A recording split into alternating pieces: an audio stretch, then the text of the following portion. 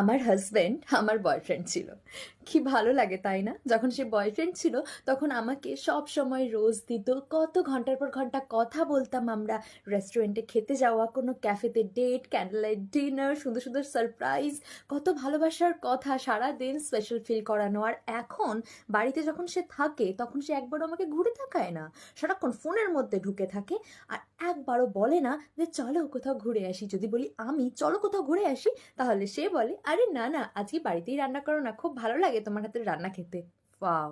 যদি বলি একটু রোজ নিয়ে আসতে পারো তো ঠিক আগের মতো, তখন সে আমাকে বলে আরে রোজের কি দরকার, একটু আলু পেঁয়াজ ভাতের চাল আর একটু মাংস কিনে আনলে ভালো, একটু উইকেন্ডের রান্না হয়ে যাবে। ছেলেরা পাল্টে যায়।